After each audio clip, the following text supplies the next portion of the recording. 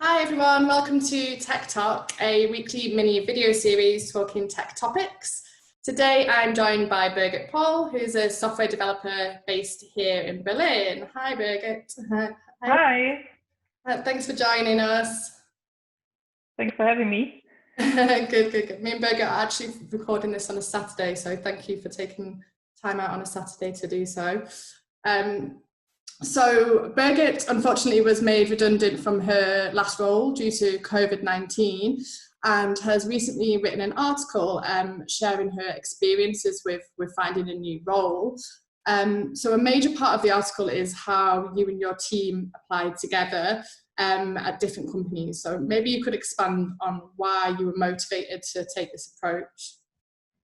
So the main reason is that we at the last company we spent a lot of effort into team building, and it went so far that basically all of the teams together were basically how do you say like a huge big team basically, and yeah, so we had a really good understanding, and we were like almost friends. Even like there were friends also in this big team, and so I had the idea: why should we throw this away? Why shouldn't we like try to find a job together in a new company where we could continue this good relationship? Yeah, absolutely. I mean, it seems like a sensible idea when you've built such a good, strong kind of team bond. That's cool. So as obviously you mentioned that bond was pretty strong. What were the benefits of this approach in your opinion? Did you find anything was different about applying together? So the main like the good point of applying together is actually the effort of time. So what we did was to like invite the companies to introduce themselves to us, and we were there inside like we do together in a Zoom call, for example. Okay. So the companies had the chance to apply to us all together or even individually, meaning they didn't need to do this like one by one. And this was the like really big saving of time, especially when your goal is to like continue working after your last job ends. Yeah, absolutely. That's cool. Yeah, I can imagine if you're all sharing that kind of responsibility. So, so did you, the company you're in now, did some of your colleagues end up getting employed with you there, or did they get employed at other companies? Maybe you could share a little bit about what happened. So we had two favorite companies. I don't know if I guess I can mention them because they're also in the article. One is the DKB where I'm working at, the DKB Code Factory actually. And I have at least one other colleague joining me, which I know from before. Nice. And we're very, very excited. And the other company is under the hood of the HPI. Yeah. It's building the school cloud, which is also a really good project I find, because I mean, as a developer, it's really good if you have like an open source repository and you're coding live on that and everybody sees it. It's also really nice for the portfolio. And you can find plenty of people there as well, even our really nice Scrum Master holding the team together still. That's nice. Which is really nice. That's cool. That sounds good. It sounds like it was successful for you guys. And how did you find the job market in general? Obviously, it's a difficult time to be laid off. Maybe is there any advice that you could offer, or any kind of support to people like looking for a role at the moment? So when I first encountered the situation due to Corona, I mean, I was working in the travel industry. Yeah.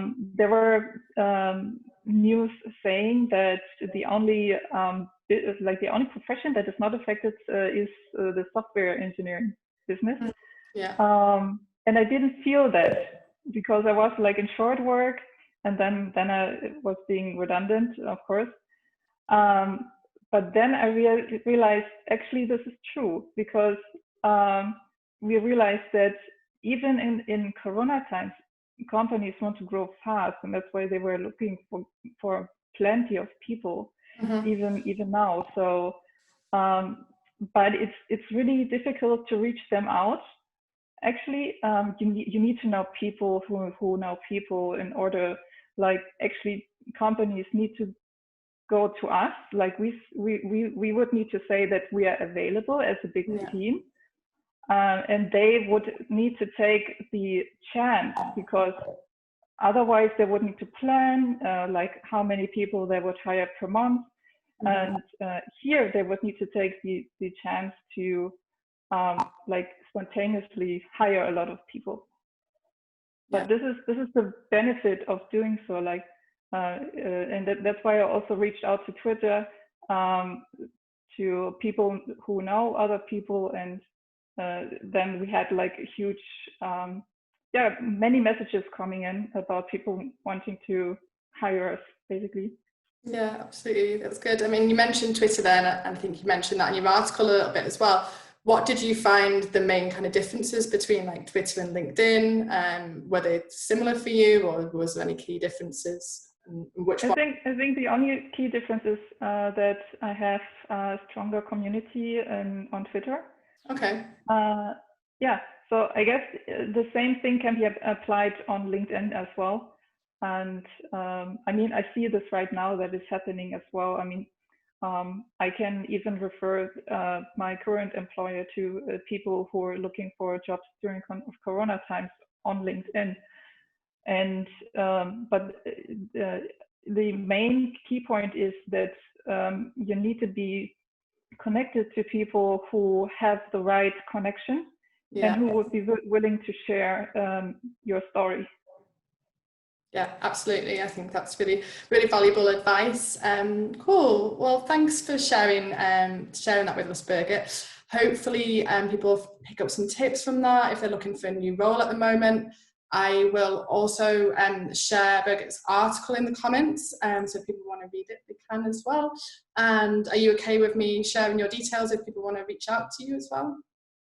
Yeah, so you can do this. And if you take a look at the article, also scroll down and click on the Google Sheet, because there are actually companies looking for people even during Corona times. Oh, perfect. Yeah, that's great. So yeah, I'll share that with everyone, and hopefully someone can get some support from that. Thanks, Birgit. Thanks for joining us. And thanks everyone for watching. Thanks. Bye.